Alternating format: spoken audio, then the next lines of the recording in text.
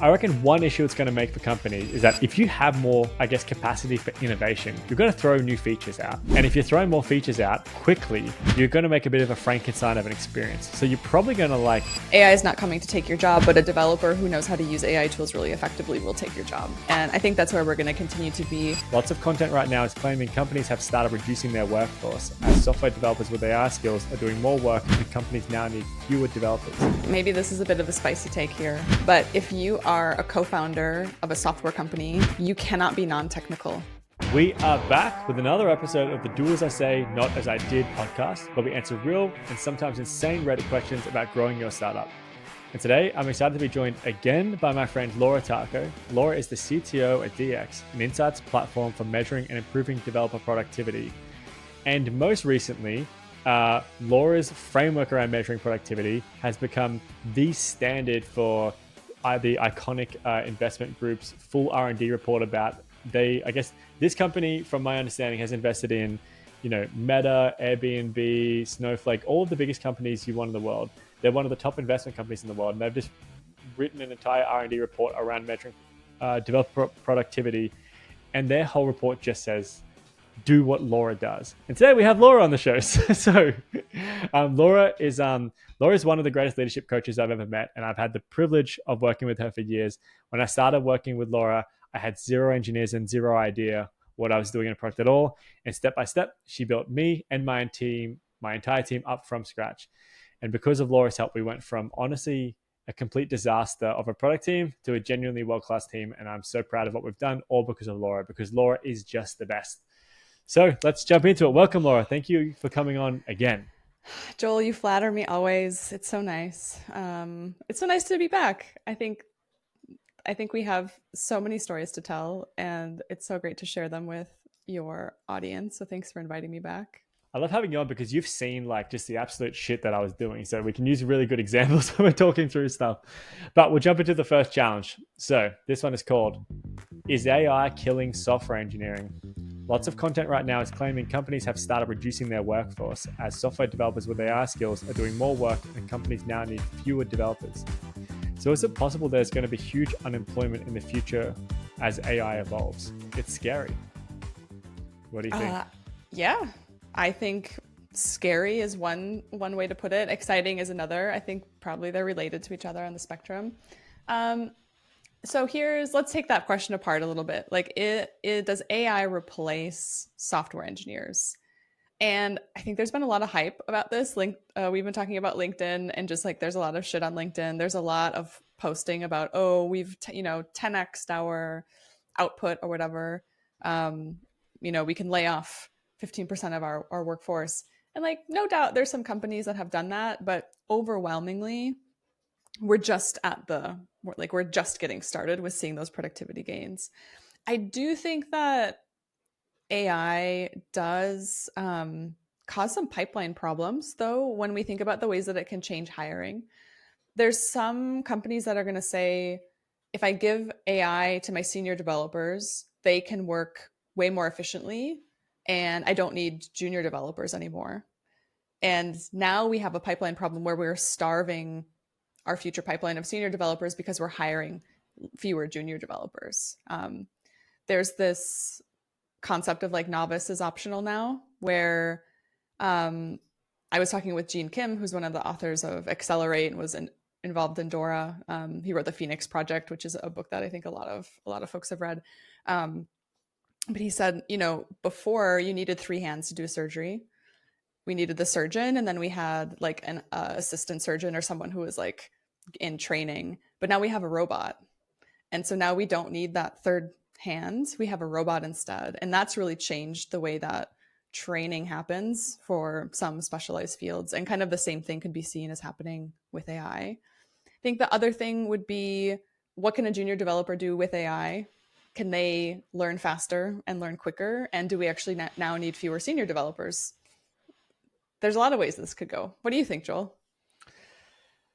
Yeah, I know it's definitely changing it, like for sure. And the way I kind of think about it is that I used to be a civil engineer, and when I first became a civil engineer, I had this mentor who told me, he said, we used to have to draw all of our plans by hand. and we could do a maximum of like one plan a week or whatever it was. And he said, and then we had computers, and then we could do, we could do one in one day. And so he said, like, so that makes you think like, well, could we just work one day a week? It's like, no, we just did 5 times more in a week or 10 times more in a week. So it's like, will we will we start using less engineers? It's like, maybe, or will the new table stakes be that we need to operate 10 times faster? So we'll just be running at a crazy pace. And will the expectation be that we have less engineers, or that we have to produce more or faster or better or something like that? So I know for us, like, I I know, like, that pipeline problem you say about, like, that seems like a real issue. And I think startups contribute to that in a pretty big way anyway, because I don't think startups can actually hire junior talent, because I think most startups, at least small, can't really justify the expense to train someone. So I think you need to have a critical mass of a company to do with that. So for me, I can't really see a pipeline issue, because we only hire seniors anyway. And I'm like, whoa, seniors with AI, that's just fucking awesome. Like, look at our productivity. And we're trying to estimate it now, and I think 10x is crazy, but I think we might be 3 to 5 times better. But it's early days. Like, will that stay up that high? Will we have different issues down the track? Like, are we just a good example that my co-founder was telling me? He said it's so hard to measure, because as we use AI to develop faster, is a 1 point now with AI the same as a 1 point before? Like, it's going to be hard to even know what a 1 point is, because our perception of what we build is what changes and everything as well. So yeah, I don't know. I don't think it's killing people. I just think it's going to be a new expectation. As languages change, you have to build with new stacks, and this is just a new stack you need to use. Yeah, I think, Stephen, your co-founder, and I were talking about AI years ago, actually. At this point, it was like probably 2+ years ago, and about this, like, oh, AI is coming to take your job. And neither of us believe that's true, but what Stephen said was, and I think still true, AI is not coming to take your job, but a developer who knows how to use AI tools really effectively will take your job. And I think that's where we're going to continue to be. I've noticed the trend, kind of last year, we were in a bit of an economic downturn. Money was hard to come by, lots of layoffs. There was a lot of emphasis on like doing more with less. And I think AI filled a certain need for companies wanting to explore that idea of like, well, if I have 600 developers now and I give them access to AI, do I get the productivity impact of 750 developers? And then can I save hiring 150 developers? And what's the ROI of that? What's the cost of licensing? Where does this all come from? And I think we still have a lot of companies that are in that space, but more and more the conversations that I have with companies who are interested in understanding the impact is because they're trying to create more capacity for innovation. They're not trying to necessarily restrict headcount. They're trying to understand, how can I forecast more accurately for the capacity that we've now created, because we can go, twice as fast or 1.5 times as fast. Your point, though, about like we might be seeing short-term gains in efficiency by reducing the amount of time that it takes to code something, but we don't know what that looks like 2 years from now, as we need to continue to maintain this code. So it might be that it's actually a wash. We're taking efficiency gains from someplace and moving them somewhere else, or we're doing something that helps us now, and we're going to pay for it later. That's another thing. One really interesting thing that's happening in Microsoft right now is they're doing some research around whether AI can help. So, for example, we know that sleep quality has a huge impact on cognitive load and how engineers can perform. But so what if we have an engineer that has horrible sleep the night before, but with AI, maybe that turns a very bad day of poor productivity and just normalizes it all? And what does that look like actually across a population when we look at all these different environmental and human factors? So what if AI does nothing more but just equalize performance, where there's not a lot of variability when it comes to people having bad days, unproductive days, getting stuck, writer's block, those kinds of things? It's just sort of, it brings up the floor of performance to a level, and maybe it increases the ceiling of performance. No doubt it will do that, but even just bringing the floor up to maintain more consistency across, what's the impact of that? How does that make developers feel? How does that impact business results? There's so many unanswered questions, and I think AI is going to continue to be a really rapid moving field of research where things are just changing as the technology changes really quickly as well. Yeah, I think like as we discuss it more, it's just clear how much is unknown about where it's going to land because it's still so new. But the one thing I am bullish on is that it is a fundamental shift in the way people will work, and it's Yeah. like if you just were developing in Basic, and then you said like I will never develop in any like I'm never going to use cloud or whatever. Like it's like that shit happened and it changed things for good. And if you didn't, of course you're going to get replaced by someone who can move with newer technology. So I think, Mm-hmm. yeah, I guess like my thoughts are, if I clarify them a bit more, it's like I don't think AI is gonna get rid of jobs. I think it's just we're just gonna have a more of an expectation of doing more. And the thought Mm-hmm. that I have as well is that I reckon one issue it's going to make for companies is that if you have more, I guess, capacity for innovation, you're going to throw new features out.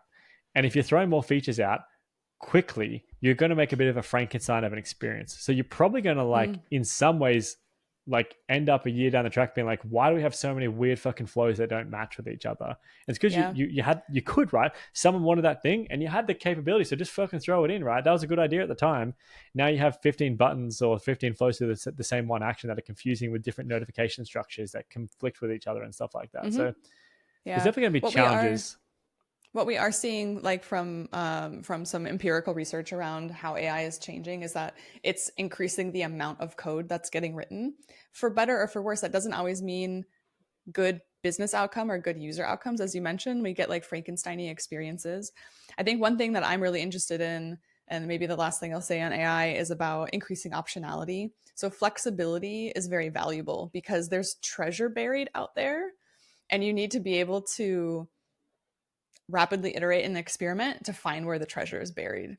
And if you can use AI to increase your optionality and iterate more quickly and experiment quickly, you can find bigger treasure buried more frequently. But that also means you need to say no to the things that don't work and not just put stuff out there because you can. And that still takes a human being to figure Yeah. out. And we're not going to be able to totally replace everything about software delivery and software development with AI. Yeah. I guess that what that means, right, is that if before your bottleneck was what was the building and the crafting of the product, now the bottleneck is probably the product management side of things and the product leadership Mm-hmm. side of things. And so yeah, like if overnight, you have a 3x increase in your productivity as developers, your product manager is probably getting fucking slammed right now. and Yeah. and you would need to work out how, like, do you need 3 product managers, or can a product manager be 3 times more effective at Mm. the taste element they need to bring to things. So yeah, all right, well, I think that's been All good. good i questions. i Yeah. I think, is AI killing software engineering? I think the answer is no. I think it's just changing software engineering and hopefully making it more productive, and that's awesome because maybe we can build better products and create more value in the world. And maybe we just fucking ruin our code bases in the meantime. Who knows? Maybe we make Frankensteins. We'll work that out later. Time will But tell, Joel. Time will tell. but I think it's a wave that we need to ride anyway. So go Hmm. for it. Otherwise, you will be left behind. Totally. All right, let's move on to the next question. This one is called, and this one might sound familiar, Laura. Can non-technical founders lead a product? As a non-technical co-founder in a tech startup, understanding the dynamics and challenges of collaborating with a technical co-founder and technical team is crucial for my business. As the non-tech co-founder, am I supposed to do anything the tech co-founder says in terms of technical discussions? How can I stand on my own 2 feet in this world? This is from Beth World is Mine. And I picked this because it's kind of like the experience that I had where I got put in charge of our technical team, which was a few engineers at the time, and we had no idea how to do product or anything like that. And yeah, I guess, like, what do you think, Laura? Can non-technical founders lead technical and just general, software products? Hmm. Maybe this is a bit of a spicy take here, but if you are a co-founder of a software company, you cannot be non-technical. And if you still refer to yourself as non-technical, you're going to be out of a job sooner or later. And here's specifically what I mean by that. You cannot afford to not understand how software is developed if you are leading a company where software is your main product, period. You cannot do that, and stop using the fact that you don't have experience with it in the past as a reason to not gain experience with it in the future. The word non-technical is one of my new pet peeves, maybe not new, but I think we use it to broadly paint a brush of like, you don't have experience being a software developer, you don't know how to code. And if that's what you mean, then say what you mean. I don't know how to code, or I've never developed software before. But being technical encompasses a lot more than that. So, like, Joel, you've not coded, but you understand the tool set that developers need. You understand their workflows. You understand the software development process. You must be able to operate in that space with authority in order to succeed as a co-founder of a company where software is your main product. Um, there's probably going to be some relationship dynamic to work on with that technical co-founder where maybe they need to hear this answer as well about their specific set of skills is that they can code software and they have a role to fulfill. But like at a software company, the whole founding team needs to be technical. To get really specific about the question, yes, I do believe people who have not coded in the past as a job can successfully lead product organizations because the coding part is a small part. It's an important part, but it's only a small part. And there's a lot of other stuff that goes on with developing software that's not coding. And so if you can delegate effectively, stay curious, educate yourself about what happens in the coding part, and you have mastery about all of the other parts, I think you're going to be just fine. Yeah, I guess like if I draw a line in the sand of what technical means and what it doesn't mean, then I completely agree. So if I guess in my mind, technical had just meant has coded before. And like I by no means in that world am I a non-technical founder. But coming into leading Vigo, I was non-technical. I had no idea how software was built. It was completely new to me. And I would say that if you have no idea how software is built and you have no intention of learning, you can't lead a product. Yeah. But Yeah. if you are happy to put in a fuckload of work and learn really quickly and like make it your passion, then you absolutely can. And so I had no experience. I came in and I went crazy trying to learn how to build, how things get built. And so I had Laura and we were catching up, like I think at the beginning, like a couple times a week. I had other mentors. I was reading fucking like a couple of books a week on this space. I was consuming a crazy amount of content. And then I was getting my technical team to show me everything they did in a day. Like what was a pull request, or like what does a deployment look like? What are our processes like? What are our databases like? What are other versions of databases like? I went insane trying to learn everything. And then when I learned all of that, then I felt super comfortable leading a team. I don't need to know exactly what code they're pushing or writing or like whatever. Just as the way I don't need to know exactly what emails my salespeople are sending to be able to lead a sales team. You just need to fundamentally understand how things work together. And then your job as a leader is to inspire the team. It's not to write their code for them. So if you can inspire them, give them the vision, give them the strategy, give them the resources, unblock all their problems, you can be a great leader. But if you do just say, I don't know, and you put your hands in the air, then you do just have to listen to your technical founders.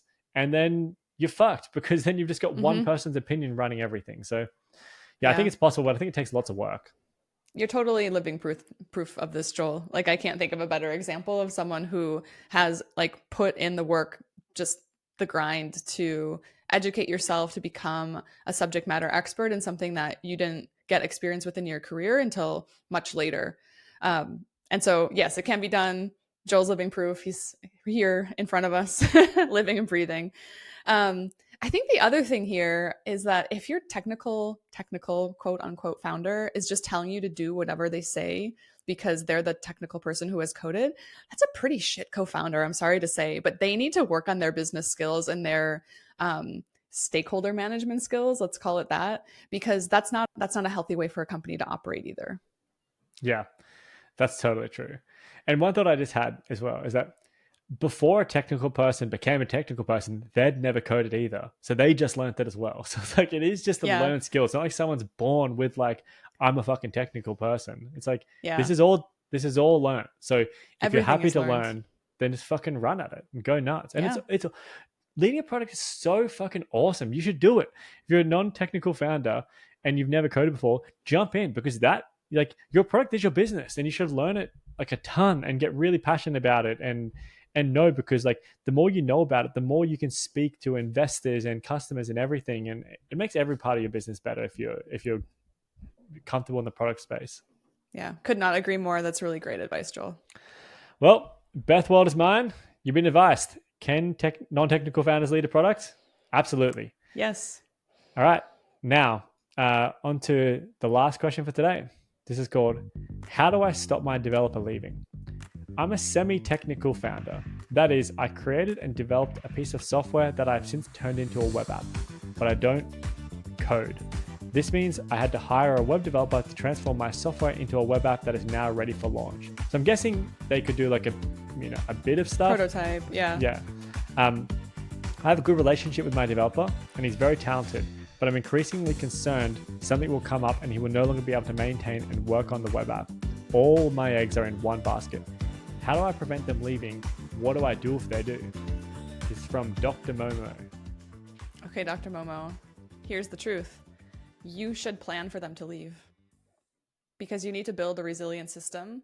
The fact that all your eggs are in one basket and you have this anxiety about them leaving tells me that the system that you've built isn't very resilient. It's a huge risk. So think about this scenario. They do leave. What needs to be in place? Do you have confidence that the code is well documented? Are processes documented? Is access in a centralized, like in one password? Are you going to be able to track down API keys and cut off his access so that he can't do anything harmful in case something goes south? You have to think about, this is not an interpersonal relationship between the two of you. This is a business, and it's not that people are just like replaceable and you can swap them out, but that's sort of how you have to think about the system, because we can't just rely on that one person to be there forever. So that's how I would approach it from a systems point of view. I think from a personal one-on-one point of view, you need to figure out what are the risks of this person leaving? Why would they leave? What are they incentivized by? What are they motivated by? How can you meet those needs? And how are you going to know if you're on a path where parting ways might actually make the most sense? People like, this isn't the 1950s where we stick around and work for the same company for our entire career. And this person, I don't know, maybe they're even a freelancer or someone who's self-employed and working on a contract. The whole point is that we come in and do work and then move on to a different project. So you should kind of expect that and plan for that. And really, it's on the developer as well to make the code base something that is maintainable by someone other than himself, regardless of how talented he is. Such good points. You can't expect someone to stay with you forever. So I think I guess like I'm going to jump into this in two ways. Like, what can you do to try and keep them, and then what should you do if they leave? And what should you do to try and keep them? Like, one is like, if they are really critical to your team and you're so early, like consider making them a co-founder with you. Like, and if they're super into it, but like if that's what they're incentivized by and they're interested in that, like then you should go down that path, right? Because you can't do it on your own, especially if you've just got like this freelancer, like because they will move on most likely. And then the reality is that everyone moves on at some point. Like really kind of except the people that stick around for the longest are co-founders, but even co-founders in a lot of businesses move on at different points in time as well. So, you just need to be prepared for that to happen, and you need to start preparing for that to be the reality that's going to happen to you. And I think like that, you made some really good points, right? Like from a technical standpoint, there are just really tactical things you can do. Get passwords in the right space, make sure it's documented well, make sure, someone that can come in can tag in, like the environment is set up in that way.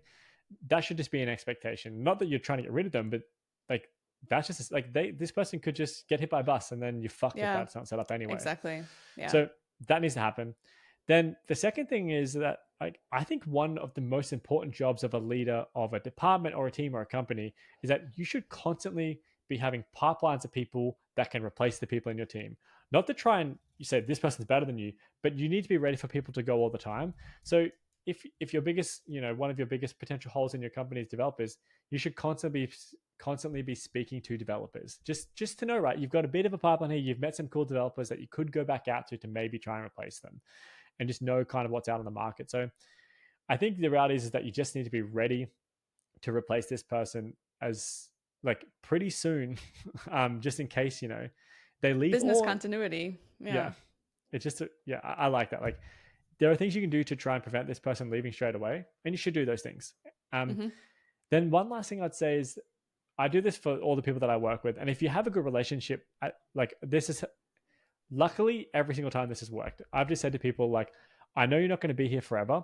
I want you to have a great experience here. And if you're not growing and you're not getting everything you want out of your career, and you feel like you're not getting the right financial incentives for what you're worth, and we can't make that work, like, let's have the conversation. So that always happens. Like, they come to me in conversations, and sometimes, we can change their role to what works for them. And sometimes we can't, and they have to leave. But when you have those conversations and you ask people and you're honest, and you work with them and they trust you, like, they'll tell you like 3 months out, like, hey, I think I'm going to go for another job. And as they start looking for other jobs, you can start looking for replacements too. So I think that's my advice. That's what I do for all my people. Like, I don't like being blindsided. So I try and have the conversations as early as possible, knowing that at some point the paths are probably going to diverge. Yeah, I think, maybe outside of Dr. Momo's question here, but working at a larger company, one of the things that I encourage, any managers that I'm working with, is to talk to their individual contributors, their direct reports, and try to figure out what are their goals after this job. Because retention is one thing. Of course, we want to have retention and we want to have employees stay. But the reality is that they're going to move on eventually. And in fact, there's no better way to build a strong engineering brand than to have really excellent engineers go to other companies, because then your company has a reputation for excellent engineering, and that attracts more developers to come and work for you. It's like a really great process to set up. So it's not foolish to try to set someone up for success for their next position. It's a part of good management, in my opinion. And then, yeah, business continuity is just really important. So I think maybe what Dr. Momo needs to do here is think of himself more as a CEO and not as just someone who's turned a web app or turned an idea into a web app on a side, and do some of those things that a CEO would do, which would be, yeah, make sure that your business is resilient and you can handle personnel changes. Yeah. And at the beginning, it's so fucking hard, right? Like, I'm not Yeah, saying it's it easy. is. It is so hard, but it's worth the investment because the risk is crazy. Like, it's unlikely. Yeah. Like, it's unlikely to just happen out of the blue, but the magnitude of that risk is so severe. Yeah. Yeah, I guess, like, just the bonus point that you kind of made there is like help your employees, right? Like, I've helped my employees get jobs outside of my business before because it was better for them in their career. They outgrew what opportunity we had available for them, and that's totally fine. The only time I'm ever pissed off when an employee leaves is if they leave to something that I know they're capable of so much more, and I'm just like, you're wasting your talent here. Like, we built you up so much here. At least make the most of this and jump up to something. So, yeah, like, and that's probably what will keep you the most employees anyway, is if you help them grow. So I guess to try and summarize this for Dr. Momo is, how do you stop your developer leaving? Well, ultimately you can't, and you shouldn't have that as your main business plan. So do whatever you can to keep them, right? Find out what incentivizes them, have real conversations about what they want, what their growth could be like, potentially make them a co-founder. But then at the exact same time, start planning for them to leave and make sure you have all of your ducks in a row. Make sure someone else could come in, whether they leave or they get hit by a bus, or or they just decide that you don't want them in there anymore because you find there's a better developer, right? Have the business in a position where you can tag someone in or tag someone out. And then last is that I think as a leader, you should constantly be preparing for someone to leave or to have to leave, whether it's by decision or not. And so constantly have a pipeline of people. So extend your network. Make sure you don't just know one developer or one salesperson. Your job should be to meet as many people as possible to replace them, but also to know what else is out there, right? You might meet someone else and realize that your engineer is a pretty shit engineer. There's way better engineers, and that's good to know, right? You only know that if you meet more people. Yeah, definitely. All right, Dr. Momo, you've been advised, and we're already past that cutoff time because I accidentally talked to Laura for half an hour before we started recording. So we're going to wrap this one up. So we'll jump to plugs. So Laura, what do you got going on? What would you like to plug at the moment? I have a couple like online workshops and webinars coming up around developer productivity metrics. You can go to getdx.com and look at our research and webinars to come up with that. I also have a book coming out. Really? I'm going to be releasing it. Yeah, Joel, we talked for half an hour before the show, but I didn't mention this. I'm working on a book. I'm doing a little bit of like a build in public scenario. So pretty soon, we'll put it in the show notes, there's going to be a landing page. So the book is called Data Driven. It's a guide for engineering leaders who are trying to use data to make more informed decisions to lead their teams toward operational excellence. So you can sign up to get on the waiting list for the book and get access to early release chapters and blog posts and videos and other stuff around that topic. So we'll drop that in the show notes. here. And otherwise, just follow me on LinkedIn, Laura Tacho. Would love to see you I'm there. so down for that book. So get on the wait I list. I'm know. going to sign up to the wait list straight away. I knew you Um, would, Joel. yeah, and absolutely just follow Laura. My plug this week is to follow Laura because Laura's content is honestly the best. I was just telling you before, I think it's my favorite content on LinkedIn. And it's because it's always genuinely like useful information. And it's funny because Laura's got a pretty dry sense of humor. So I like it. And she makes points in a really interesting way where like the ideas will stick with you. So check it out. If you've got any interest in, developer productivity or just, building tech teams, definitely hit up Laura and do her courses. I've done her courses. Even after Laura coached me for years, I still go to her courses. It's worth doing. You'll always learn something new. And that's it. That's all my plugs. Thanks, Joel. So we're going to wrap this one up. Laura, thank you so much for coming on again. As Thank always, you, I loved it. Joel. Truly. Pleasure's all mine. Well, this has been another episode of the Do As I Say, Not As I Did podcast, and we'll see you all next week.